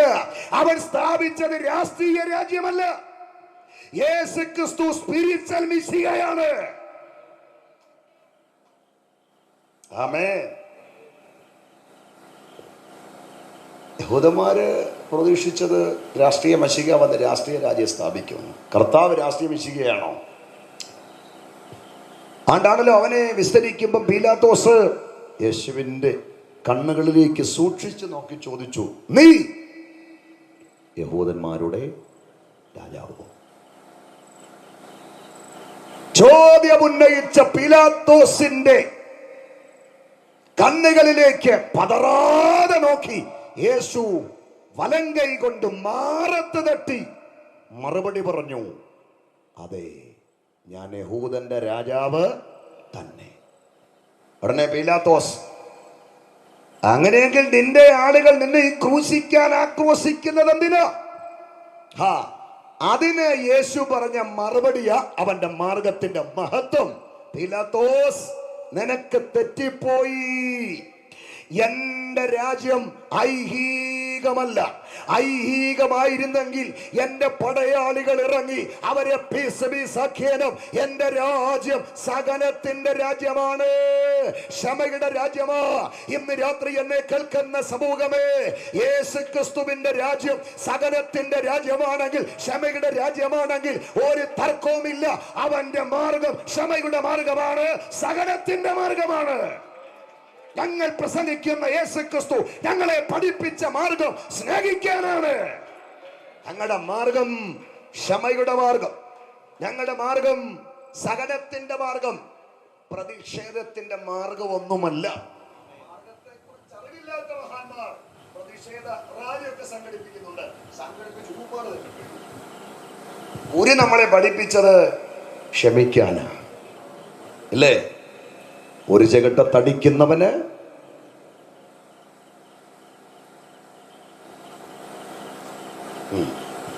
മറു ചെകിട്ട.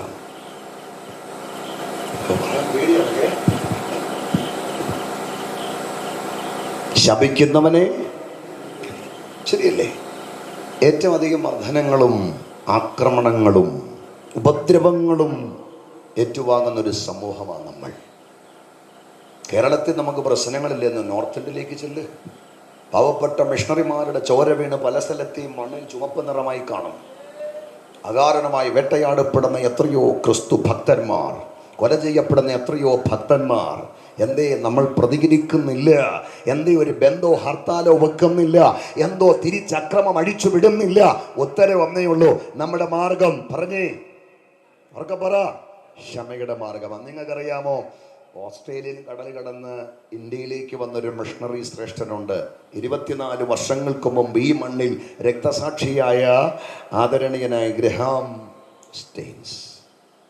നമ്മുടെ സമൂഹം വെറുത്ത കുഷ്ഠരോഗികളുടെ ഇടയിലേക്ക് ഇറങ്ങിച്ചെന്ന് അവരുടെ പഴുത്ത വ്രണങ്ങൾ ഞെക്കി കഴുകി അവർക്ക് ചോറ് വാരിക്കൊടുത്ത് അവർക്കൊപ്പം ആഹാരം കഴിച്ച് അന്തി ഉറങ്ങിയ ആ വിശാല മനസ്കനായ സാധു മിഷണറിയെയും 2 പൊടിക്കുഞ്ഞുങ്ങളെയും വാഹനത്തിനകത്തിട്ട് പച്ചയ്ക്ക് കത്തിച്ചു. ശവമടക്കാൻ 3 കരിക്കഷണങ്ങൾ മാത്രമേ ബാക്കി കിട്ടിയുള്ളൂ. കൊല ചെയ്യപ്പെട്ട ഗ്രഹാമിന്റെ ഭാര്യ ഗ്ലാഡീസ്, കൊല ചെയ്യപ്പെട്ട ഫിലിപ്പ് തീമോത്തി, കുഞ്ഞുങ്ങളുടെ അമ്മ ഗ്ലാഡീസ് ലോകത്തോട് ഹൃദയം തുറന്നു പറഞ്ഞു, എനിക്ക് അവരോട് പ്രതികാരമില്ല, എനിക്കും എൻ്റെ മകൾക്കും അവരോട് പ്രതികാരമില്ല. ദൈവം പ്രതികാരം ചെയ്യട്ടെന്നല്ല അവൾ പറഞ്ഞത്, ദൈവം അവരോട് ക്ഷമിക്കട്ടെ. ഇതാണ് യേശുവിന്റെ മാർഗം, അത് സഹനത്തിന്റെ മാർഗമാ. യഹൂദന്മാർ യേശുവിനെ അംഗീകരിക്കാതെ പോയത് മാർഗം കൊണ്ട് അവരവനെ അംഗീകരിച്ചില്ല. പിന്നെ ജനനം കൊണ്ട് ആരൊക്കെ അംഗീകരിച്ചില്ലെങ്കിലും, ആരൊക്കെ യേശുവിനെ വേണ്ടാന്ന് പറഞ്ഞാലും ഞാൻ പറയും എനിക്ക് അവനെ വേണം. നിങ്ങൾ എൻ്റെ കൂടെ ഉണ്ടോ? എന്നാ പറഞ്ഞോന്നേ. ഞാൻ നിങ്ങളെ കൊണ്ട് നിർബന്ധിച്ച് പറയിക്കുന്നില്ല. ലോകം മുഴുവൻ അവനെ വേണ്ടാന്ന് ഒറ്റക്കെട്ടായി പറഞ്ഞാലും ഞങ്ങൾ പറയും ഞങ്ങൾക്ക് അവനെ വേണം. അത് പറയാൻ ആർജമുള്ളവരുണ്ടെങ്കിൽ അവനെ ഒന്ന് സ്തുതിച്ചാട്ടെ. ലോകം മുഴുവൻ അവനെ വേണ്ട ഒറ്റക്കെട്ടായി പറഞ്ഞാലും ഞങ്ങൾ പറയും ഞങ്ങൾക്ക് അവനെ വേണം, ഞങ്ങൾക്ക് അവനെ മാത്രം വേണം.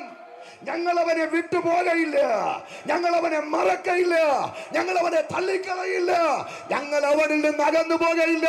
ഓ, ഞങ്ങൾക്ക് അവനെ വേണം. കാരണം എന്നാ?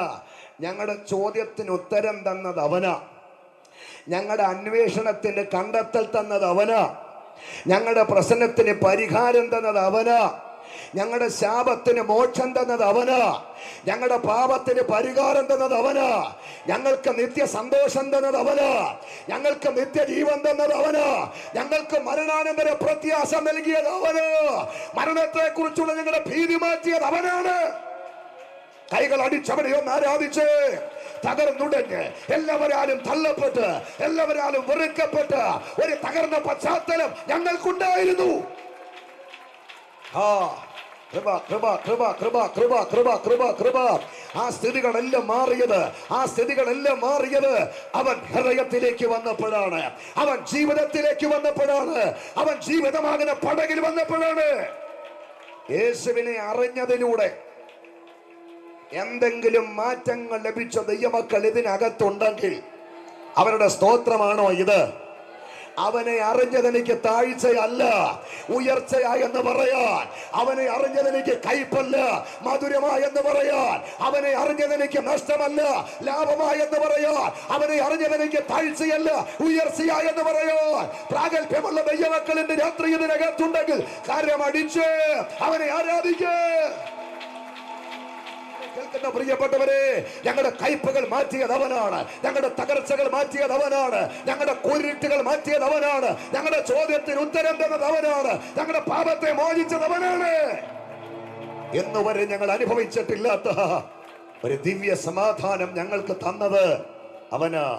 ഇത്ര നല്ലവനാം പ്രിയനേ, ഇതരയിൽ രുചിച്ചറിവാ, ഇത്ര നല്ലവനാം പ്രിയനേ, ഇതരയിൽ രുചിച്ചറിവാ, ഇടയായതിനാൽ ഒടുവിൽ വരെയും ഇനി എനിക്കെന്നും താൻ മതിയാ. ഇടയായതിനാൽ ഒടുവിൽ വരെയും ഇനി എനിക്കെന്നും താൻ മതിയാ. എല്ലാ ഭാരങ്ങളും ചുമക്കും എന്നും താങ്ങി എന്നെ നടത്തും. എല്ലാ ഭാരങ്ങളും ചുമക്കും എന്നും താങ്ങി എന്നെ നടത്തും.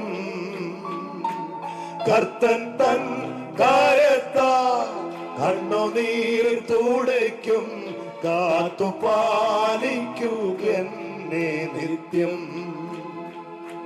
കർത്തൻ തൻ കരത്താൽ കണ്ണുനീർ തുടയ്ക്കും, കാത്തുപാലിക്കുക എന്നെ നിത്യം.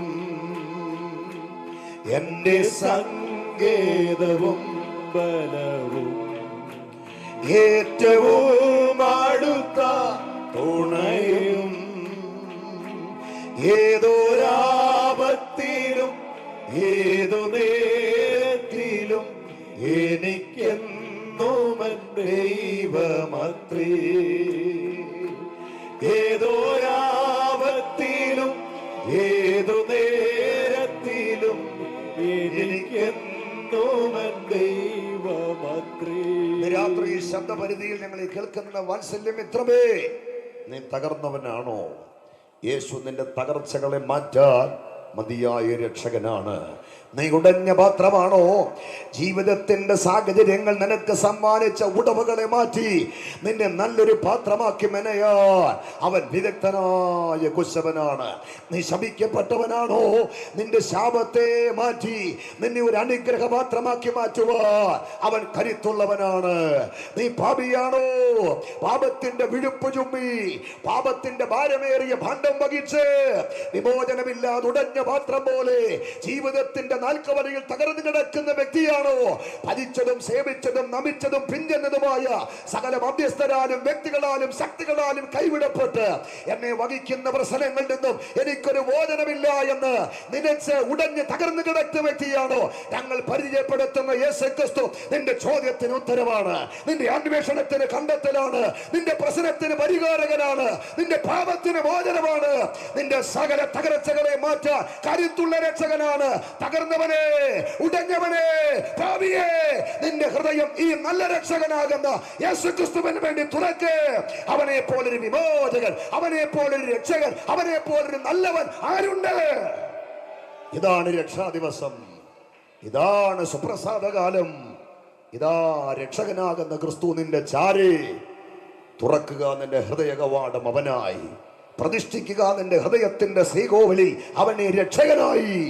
അവൻ നല്ല രക്ഷകനാണ്. കരങ്ങൾ ഉയർത്തി അവനെ ഒന്ന് മഹത്വപ്പെടുത്താം.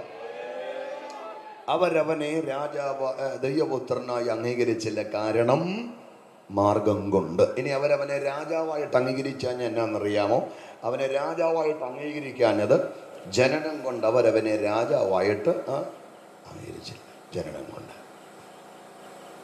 സാധാരണ രാജകുമാരന്മാരെല്ലാം ജനിക്കുന്നത് രാജകൊട്ടാരത്തിലാണല്ലോ, നമുക്കറിയാം. പക്ഷെ കർത്താവ് ജനിച്ചത് രാജകൊട്ടാരത്തിലാണോ? അല്ല. അവിടുന്ന് ജനിച്ചത് എവിടാ? കൃത്യമായ ഒരു ഉത്തരവൊന്നും നമുക്ക് പറയാൻ പറ്റത്തില്ല. ഇവിടെ അവിടെയെല്ലാം ഒത്തിരി ഉത്തരം പറയുന്നുണ്ട്. എന്നാൽ എല്ലാം ശരിയാണെന്ന് ഞാൻ പറഞ്ഞ് നിങ്ങളെ സമാധാനത്തോടെ അങ്ങ് അയക്കുക.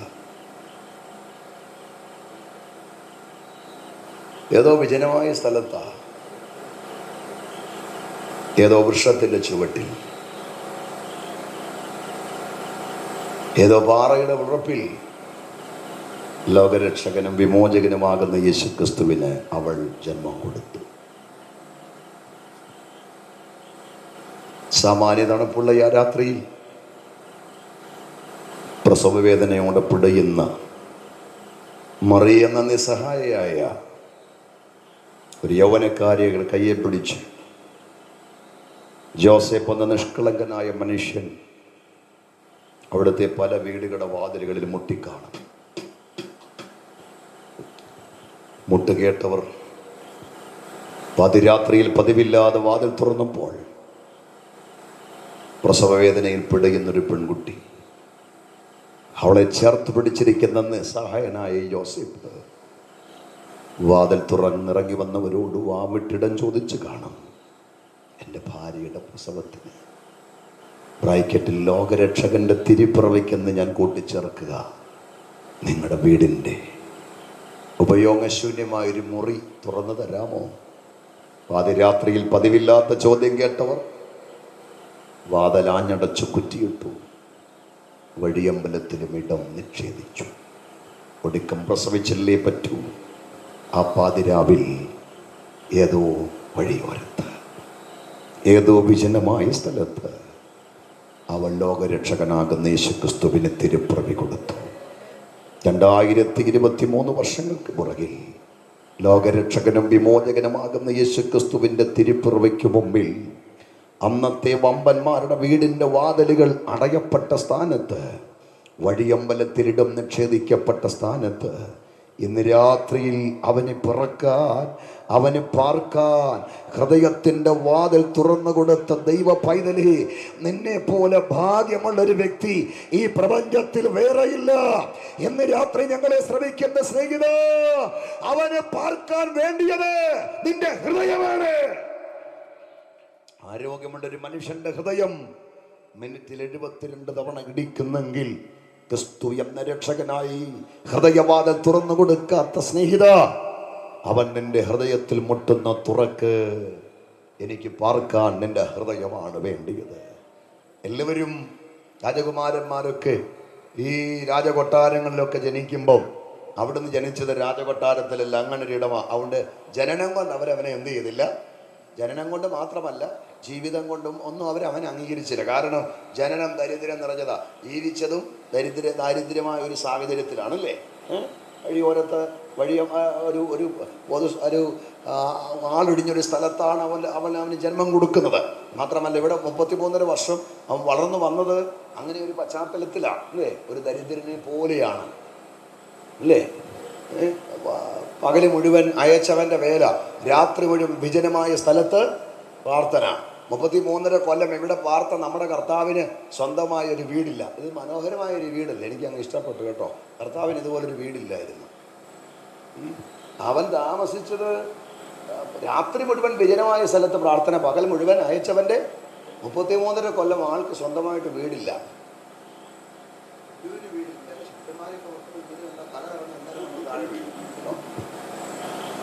സ്വന്തമായി വീടില്ലെന്ന് മാത്രമല്ല, വാഹനമില്ല. നമ്മളെല്ലാം സ്വന്തം വാഹനത്തിലല്ലേ വന്നത്. നമ്മുടെ കർത്താവിന് സ്വന്തമായിട്ട് വാഹനമില്ല. ഇന്നത്തെ ബെൻസിനെയൊക്കെ വെല്ലുന്ന രഥങ്ങളും തേരുകളും ഉള്ള നാട്ടിൽ നമ്മുടെ കർത്താവ് കയറി ഏറ്റവും വലിയ വാഹനം ഏതാ? ദേഷ്യപ്പെട്ട് വിളിച്ചതാണോ? ദേഷ്യം ഫീൽ ചെയ്യുന്ന വിളിക്കാതെ കഴുതയുടെ പുറത്താ കർത്താവ്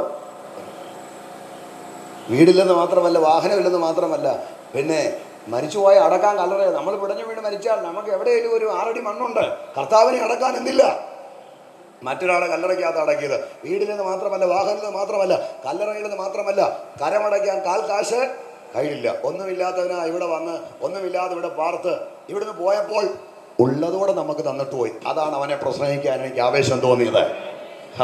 ഒന്നുമില്ലാതെ ഇങ്ങോട്ട് വന്നിട്ട് ഉള്ളതൂടെ തന്നിട്ട് പോയി. ഒന്നുമില്ലാത്തവൻ എന്താ തരാനുള്ളത്? ഇങ്ങനെ ഇരുന്നാൽ എന്താണെന്ന് അറിയത്തില്ല. എന്റെ കൂടെ ക്രൂസിന്റെ ചുവട്ടിലോട്ട് വരണം. ഒന്നുമില്ലാതെ ലോകത്തിലേക്ക് എന്നവൻ തന്നിട്ട് പോയത് എന്താന്ന് അവിടെ ചെന്നാൽ കാണാൻ കഴിയും. 1, വസ്ത്രം പടയാളിക്ക് കൊടുത്തു. 2, അമ്മയെ യോഹന്നാനെ ഏൽപ്പിച്ചു കൊണ്ടുക്കോ. 3 അവൻ എന്താ തന്നെന്നറിയാമോ? പ്രാണൻ നമുക്ക് മറുവിലയായി തന്നു. കരങ്ങൾ ഉയർത്തി അവനെ ഒന്ന് മഹത്വപ്പെടുത്തിക്ക്. പോരാ പ്രിയരെ, ശക്തിയോടെ. പ്രാണൻ നമുക്ക് മറുവിലയായിട്ട് തന്നു.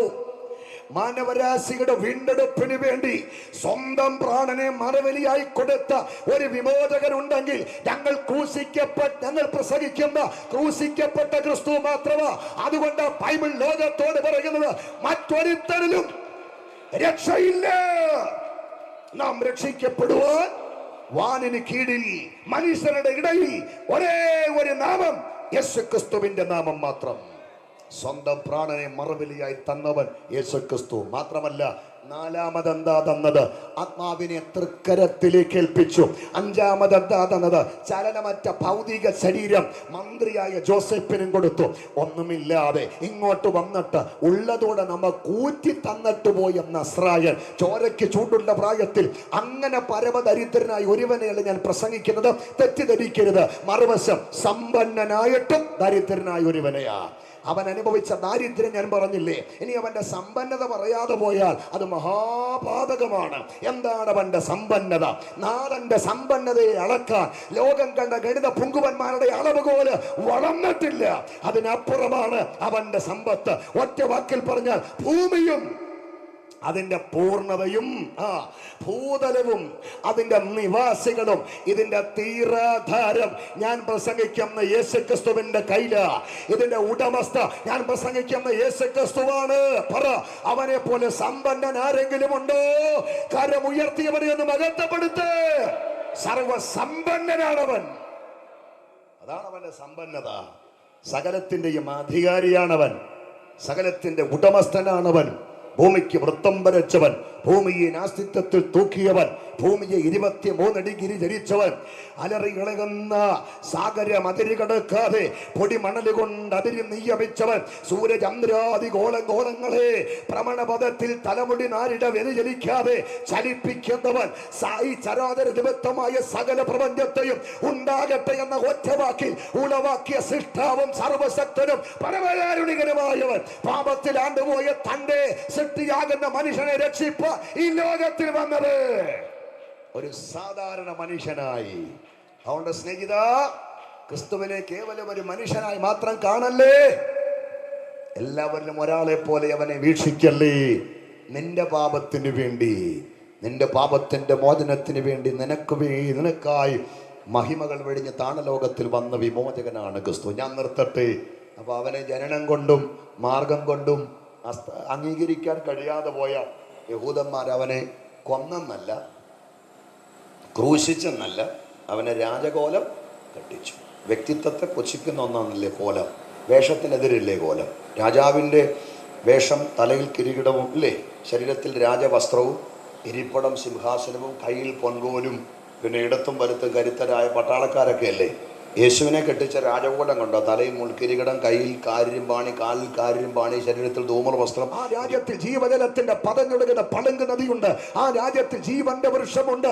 യേശു രാജാവായി സ്ഥാപിക്കാൻ പോകുന്ന ഇളക്കമില്ലാത്ത നിത്യരാജ്യത്തിന്റെ അംശിയാകാൻ ഭാഗ്യം ലഭിച്ചവർ മാത്രം കൈകൾ ഉയർത്തി ശക്തിയോടെ അവൻ രാജാവായി സ്ഥാപിക്കാൻ പോകുന്ന ഇളക്കമില്ലാത്ത നിത്യരാജ്യത്തിന്റെ അംശിയാകുവാൻ ഇന്ന് ഈ സമയം വരെ ഭാഗ്യം ലഭിച്ചിട്ടില്ലാത്ത ആരെങ്കിലും ഈ മുറിക്കകത്തോ വെളിയിലോ പുറത്തോ വീടുകൾക്കകത്തോ പുറത്തോ ഞങ്ങളെ ശ്രമിക്കുന്നുണ്ടോ? സ്നേഹിത, മരണം നിന്നെ പുലുകിയാൽ നിന്റെ മരണാവസാനം, നിന്റെ നിത്യത ഏത് രാജ്യത്തിലായിരിക്കും? കെടാത്ത തീയും ചാകാത്ത പൊടിവും വമിക്കുന്ന കത്തുന്ന നരകത്തിലായിരിക്കും.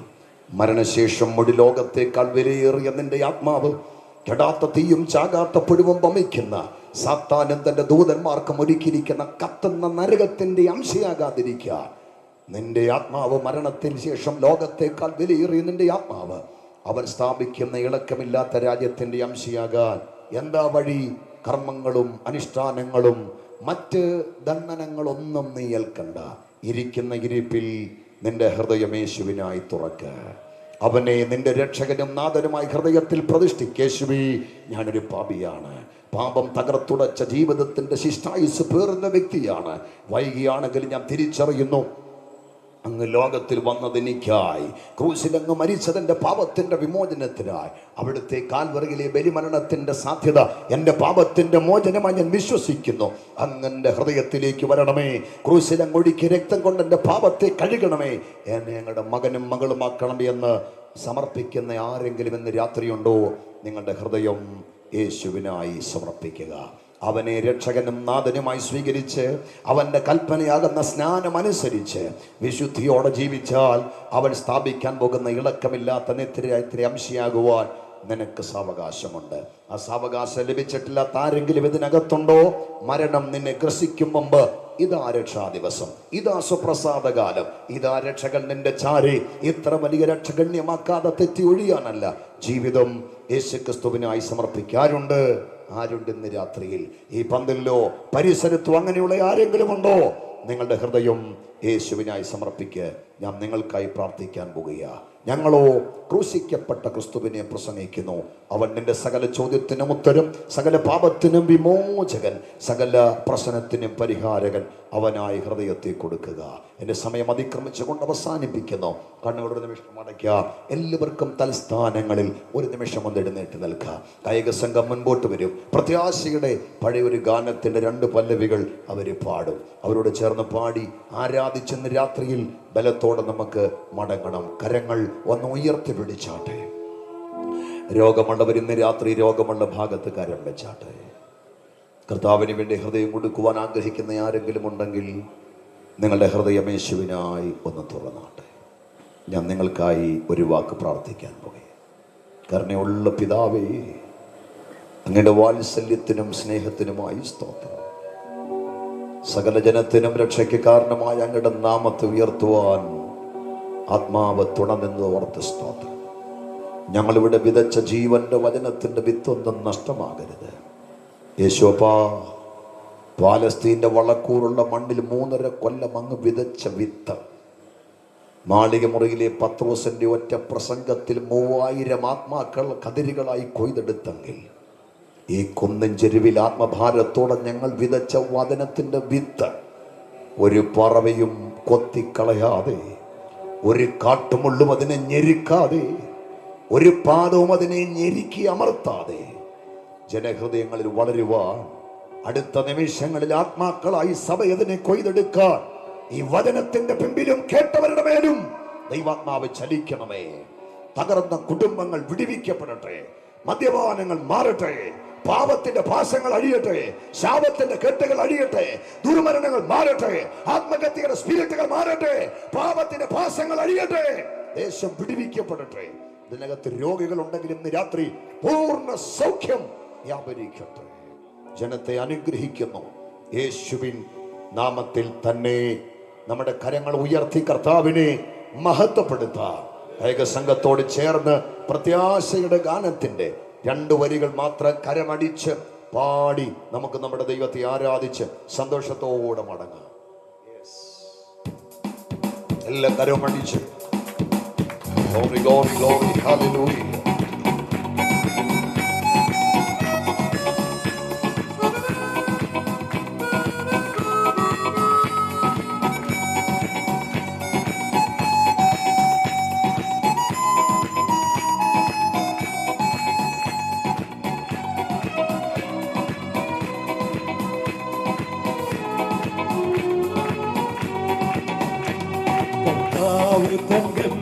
ഗംഭീരനാദത്തോടും പ്രധാന ദൈവദൂത ശബ്ദത്തോടും, കർത്താവ് ഗംഭീരനാദത്തോടും പ്രധാന ദൈവദൂത ശബ്ദത്തോടും സ്വർഗത്തിൽ നിന്നിറങ്ങി വന്നിടുമ്പോൾ, സ്വർഗത്തിൽ നിന്നിറങ്ങി വന്നിടുമ്പോൾ എത്രയോ സന്തോഷം, എത്രയോ സന്തോഷം, എത്രയോ സന്തോഷം മധ്യാകാശത്തിൽ, എത്രയോ സന്തോഷം, എത്രയോ സന്തോഷം, എത്രയോ സന്തോഷം മധ്യാകാശത്തിൽ. മണ്ണിലുറങ്ങിയിടുന്ന ശുദ്ധിമാന്മാർ കാഹളനാദം കേൾക്കുന്ന മാത്രയിൽ, മണ്ണിലുറങ്ങിയിടുന്ന ശുദ്ധിമാന്മാർ കാഹളനാദം കേൾക്കുന്ന മാത്രയിൽ പെട്ടെന്നുയർത്തുവാനിൽ ചേർന്നിടുമേ, പെട്ടെന്നുയർത്തുവാനിൽ ചേർന്നിടുമേ. തീരാത്ത സന്തോഷം, തീരാത്ത സന്തോഷം, തീരാത്ത സന്തോഷം പ്രാപിക്കുമവർ, തീരാത്ത സന്തോഷം, തീരാത്ത സന്തോഷം, തീരാത്ത സന്തോഷം പ്രാപിക്കുമവർ. ജീവനോടെ ഭൂതന്മാർക്കും ശുദ്ധ രൂപാന്തരം പ്രാപിക്കുമാ നേരത്തിൽ, ജീവനോടെ ഭൂതന്മാർക്കും ശുദ്ധ രൂപാന്തരം പ്രാപിക്കുമാ നേരത്തിൽ. ഗീതസ്വരത്തോടും അർപ്പോടും കൂടെ, ഗീതസ്വരത്തോടും അർപ്പോടും കൂടെ വിണ്ണൂലകം പോകും, വിണ്ണൂലകം പോകും, വിണ്ണൂലകം പോകും തുലരായി, വിണ്ണൂലകം പോകും, വിണ്ണൂലകം പോകും, വിണ്ണൂലകം പോകും തുലരായി. കുഞ്ഞാറ്റി കല്യാണ മകൾ ദിനത്തിൽ തന്റെ കാന്തയാകും വിശുദ്ധ സഭ, കുഞ്ഞാറ്റി കല്യാണ മകൾ ദിനത്തിൽ തന്റെ കാന്തയാകും വിശുദ്ധ സഭ. മണിയറയ്ക്കുള്ളിൽ കടക്കുമെന്നാൽ, മണിയറയ്ക്കുള്ളിൽ കടക്കുമെന്നാൽ എന്തെന്തു സന്തോഷം, എന്തെന്തു സന്തോഷം, എന്തെന്തു സന്തോഷം പ്രാപിക്കുമവർ, എന്തെന്തു സന്തോഷം, എന്തെന്തു സന്തോഷം, എന്തെന്തു സന്തോഷം പ്രാപിക്കുമവർ. കർത്താവ് ഗംഭീരനാദത്തോടും പ്രധാന ദൈവ ദൂതശബ്ദത്തോടും, കർത്താവ് ഗംഭീരനാദത്തോടും പ്രധാന ദൈവ ദൂതശബ്ദത്തോടും സ്വർഗത്തിൽ നിന്നിറങ്ങി വന്നിടുമ്പോൾ, സ്വർഗത്തിൽ നിന്നിറങ്ങി വന്നിടുമ്പോൾ എത്രയോ സന്തോഷം, എത്രയോ സന്തോഷം, എത്രയോ സന്തോഷം മധ്യാകാശത്തിൽ, എത്രയോ സന്തോഷം, എത്രയോ സന്തോഷം, എത്രയോ സന്തോഷം മധ്യാകാശത്തിൽ. ജീവനോടെ ഭൂതലെ ശുദ്ധ രൂപാന്തരം പ്രാപിക്കുമാ നേരത്തിൽ, ജീവനോടെ ഭൂതലെ ശുദ്ധ രൂപാന്തരം പ്രാപിക്കുമാ നേരത്തിൽ. ഗീതസ്വരത്തോടും അർപ്പോടും കൂടെ, ഗീതസ്വരത്തോടും അർപ്പോടും കൂടെ വിണ്ണൂലകം പോകും, വിണ്ണൂലകം പോകും, വിണ്ണൂലകം പോകും തുലരായി, വിണ്ണൂലകം പോകും, വിണ്ണൂലകം പോകും, വിണ്ണൂലകം പോകും തുലരായി. കർത്താവ് ഗംഭീരനാദത്തോടും പ്രധാന ദൈവ ദൂതശബ്ദത്തോടും, കർത്താവ് ഗംഭീരനാദത്തോടും പ്രധാന ദൈവ ദൂതശബ്ദത്തോടും സ്വർഗത്തിൽ നിന്നിറങ്ങി വന്നിടുമ്പോൾ, സ്വർഗത്തിൽ നിന്നിറങ്ങി വന്നിടുമ്പോൾ എത്രയോ സന്തോഷം, എത്രയോ സന്തോഷം, എത്രയോ സന്തോഷം മധ്യാകാശത്തിൽ, എത്രയോ സന്തോഷം, എത്രയോ സന്തോഷം, എത്രയോ സന്തോഷം മധ്യാകാശത്തിൽ, എത്രയോ സന്തോഷം, എത്രയോ സന്തോഷം, എത്രയോ സന്തോഷം മധ്യാകാശത്തിൽ, എത്രയോ സന്തോഷം, എത്രയോ സന്തോഷം, എത്രയോ സന്തോഷം മധ്യാകാശത്തിൽ, എത്രയോ സന്തോഷം, എത്രയോ സന്തോഷം, എത്രയോ സന്തോഷം. ഹല്ലേലൂയ. ചേരുന്ന വേഗത്തിൽ ഇപ്പവിടതിൽ കാണുന്ന വന്നാളി പ്രിയ പൊന്മുഖം, ചേരുന്ന വേഗത്തിൽ ഇപ്പവിടതിൽ കാണുന്ന വന്നാളിൽ പ്രിയ പൊന്മുഖം.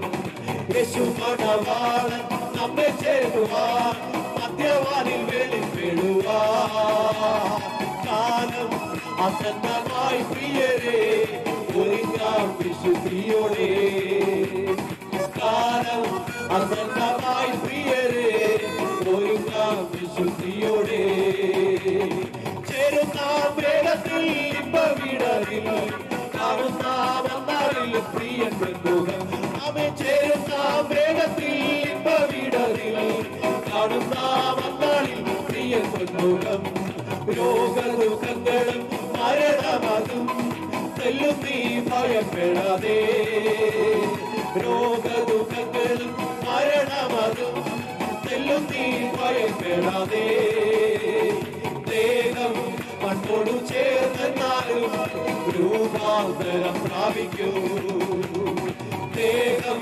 മണ്ണോടു ചേർന്നാലും രൂപാന്തരം പ്രാപിക്കൂ ചേർന്ന വേഗത്തിൽ ഇമ്പവിടരിൽ കാണുന്ന വന്നാളിൽ പ്രിയൻ മുഖം ചേരുന്ന വേഗത്തിൽ ഇമ്പവിടരിൽ കാണുന്ന വന്നാളിൽ പ്രിയൻ മുഖം യേശു മണവാളൻ നമ്മെ ചേർക്കുവാൻ മധ്യവാനിൽ വെളിപ്പെടുവാൻ കാലം അസന്നമായി പ്രിയരെ ഒരുങ്ങാം വിശുദ്ധിയോടെ കാലം അസന്നമായി പ്രിയരെ ഒരുങ്ങാം വിശുദ്ധിയോടെ ചേരുന്ന വേഗത്തിൽ ഇമ്പവിടരിൽ കാണുന്ന വന്നാളിൽ പ്രിയൻ മുഖം ചേരുന്ന ഹല്ലേലൂയ